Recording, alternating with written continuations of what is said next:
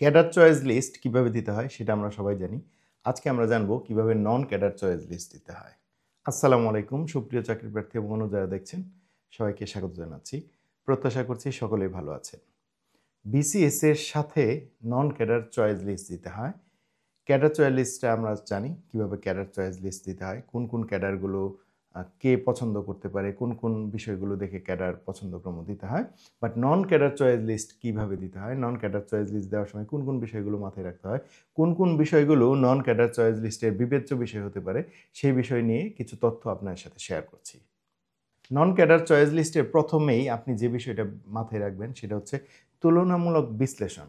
অর্থাৎ আপনি যদি কোনো চাকরিতে বর্তমানে থাকেন, সেই চাকরির সাথে আপনি নন ক্যাডারে সাধারণত আমরা জানি যে নবম গ্রেড, দশম গ্রেড, 11তম গ্রেড বা পরবর্তী গ্রেডগুলোতে সুপারিশ করা হয়। আপনি যে চাকরিতে বর্তমানে আছেন তার চেয়ে যেটাতে আবেদন করবেন তার সাথে একটা কম্প্যারিজন, তুলনামূলক বিশ্লেষণ করবেন। অর্থাৎ আপনার বর্তমান চাকরির নিয়োগ বিধিমালা, এখানে কি কি বেনিফিটস আছে, এখানে আপনি কেমন স্বাচ্ছন্দ্য বোধ করছেন, এবং আপনি যে চাকরিগুলোতে আবেদন করবেন অর্থাৎ নবম গ্রেড, দশম গ্রেড এবং পরবর্তী গ্রেডগুলোতে সেখানকার নিয়োগ বিধিমালা কেমন, সেখানকার সুযোগ সুবিধা কেমন, এটার একটা তুলনামূলক বিশ্লেষণ করবেন। আপনি সাধারণত প্রত্যেকটা পদের, প্রত্যেকটা প্রতিষ্ঠানের নিয়োগ বিধিমালা যদি দেখেন তাহলে আপনি এই কম্প্যারিজনটা করতে পারবেন।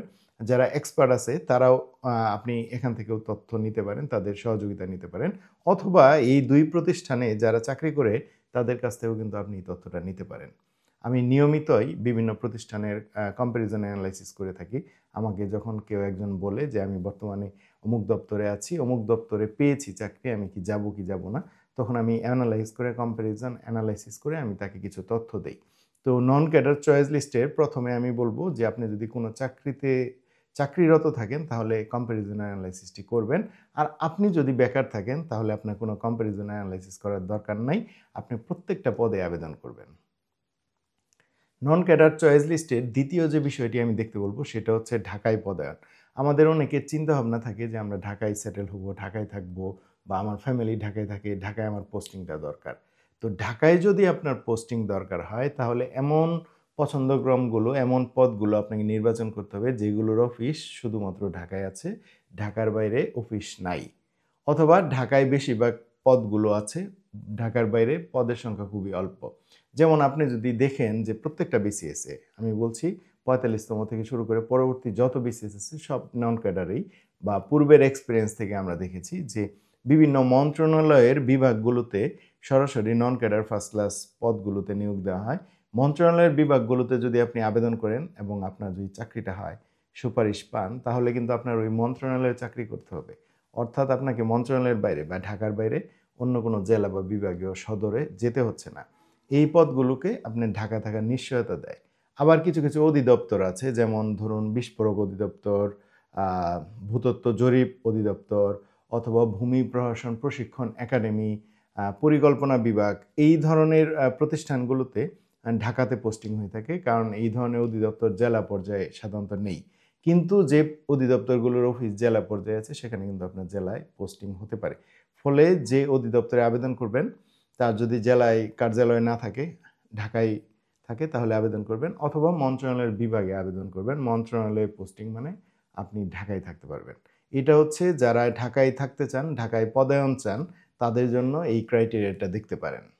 ঢাকার বিষয়ে তো কথা বললাম, এরপরে অনেকের চাহিদা থাকে যে আমি নিজ জেলায় পদায়ন চাই, আমার নিজের জেলায় আমি বাসা থেকে অফিস করব, বাড়ি থেকে অফিস করব। তাহলে কি করা যায়? অনেকের প্যারেন্টস অসুস্থ থাকে, ফ্যামিলি প্রয়োজনে কিন্তু নিজের জেলায় থাকতে হতে পারে। তো সেই ক্ষেত্রে আপনি এমন পদগুলো সিলেক্ট করবেন যে পদগুলোতে হচ্ছে নিজ জেলায় পোস্টিং মোটামুটি শিওর। নিজ জেলায় পোস্টিং কিন্তু কনফার্ম করা যায় না, কারণ আপনার জেলায় পোস্টিং যদি দেয় ওই অফিস, কিন্তু আপনার ওই জেলায় আপনার পদ খালি নাই, ওখানে কোনো শূন্য পদ নাই, তাহলে কিন্তু আপনি ওই জায়গায় পোস্টিং পাবেন না।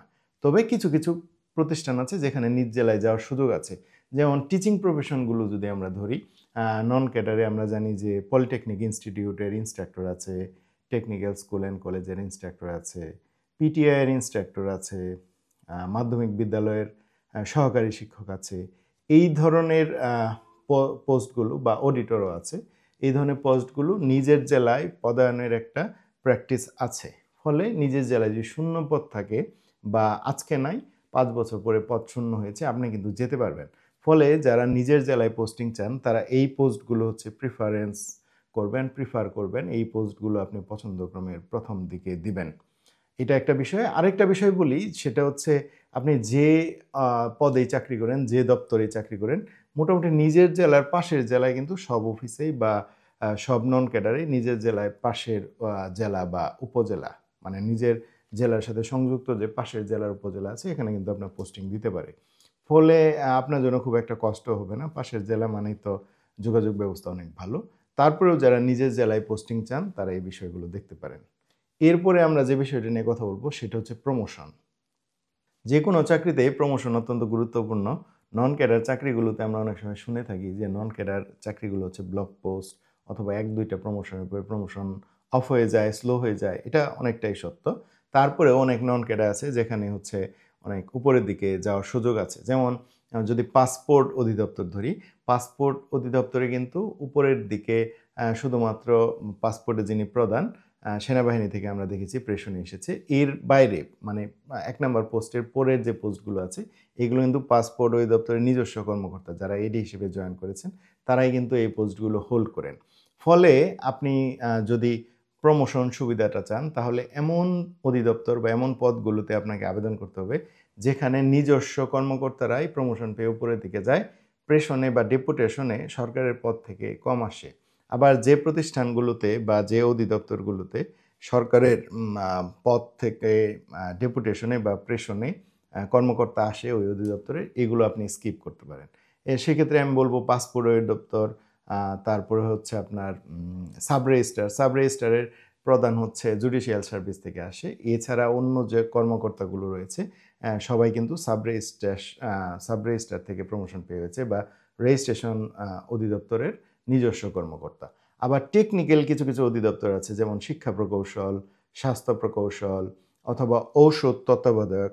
এই ধরনের টেকনিক্যাল সাবজেক্টগুলোর ক্ষেত্রে, টেকনিক্যাল পদের ক্ষেত্রে উপর থেকে কিন্তু সরকারের পদ থেকে ডেপুটেশনে অল্প সংখ্যক আসে বা আসে না। ফলে যারা হচ্ছে উপরের দিকে প্রমোশন পেয়ে অনেক ভালো পোস্টগুলো হোল্ড করতে চান, তারা এই ধরনের পদগুলোই সিলেক্ট করবেন বা এই ধরনের অধিদপ্তরগুলো সিলেক্ট করবেন, যেখানে ডেপুটেশন কম আসে, নিজস্ব কর্মকর্তারা প্রমোশন পেয়ে উপরের দিকে যায় এবং যে অধিদপ্তরগুলো সাধারণত টেকনিক্যাল হয়ে থাকে, কারণ টেকনিক্যাল অধিদপ্তরে ডেপুটেশনের বাইরে থেকে কর্মকর্তা খুব অল্পই আসে।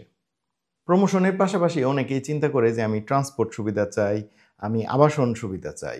যারা ট্রান্সপোর্টেশন বা অ্যাকোমোডেশন ফ্যাসিলিটি চায়, তাদের উদ্দেশ্যে বলছি, বাংলাদেশের সরকারি চাকরিগুলোর মধ্যে ধরুন বাংলাদেশ ব্যাংক, তেল, গ্যাস, বিদ্যুৎ কোম্পানি অথবা ডাক বিভাগ, এই প্রতিষ্ঠানগুলো ছাড়া অন্য কোনো প্রতিষ্ঠানে কিন্তু নিজস্ব আবাসন ব্যবস্থা নাই। তাহলে সরকারি কর্মকর্তারা কোথায় থাকে? সরকারি কর্মকর্তাদের প্রত্যেক জেলায় কিছু কোয়ার্টার আছে, যেখানে হচ্ছে সরকারি দপ্তরগুলো আছে, এখানে কোয়ার্টার আছে। ঢাকাতেও আমরা জানি যে অফিসার্স কোয়ার্টার আছে, কর্মচারী কোয়ার্টার আছে। এই জায়গায় সরকারি কর্মকর্তারা থাকে। এখানে কিন্তু কোনো নির্দিষ্ট দপ্তর বা অফিসের কর্মকর্তারা থাকে না বা কর্মচারীরা থাকে না। এখানে হচ্ছে বাংলাদেশের যত সরকারি কর্মচারী আছে সবাই থাকে। ফলে এই বাংলাদেশ ব্যাংক, তেল, গ্যাস, বিদ্যুৎ কোম্পানি বা ডাক বিভাগের বাইরে সব সরকারি কর্মকর্তা যেহেতু একসাথে থাকে, সেই ক্ষেত্রে কোনো নন ক্যাডার বা ক্যাডারে আলাদা করে থাকার আবাসন ব্যবস্থা নাই।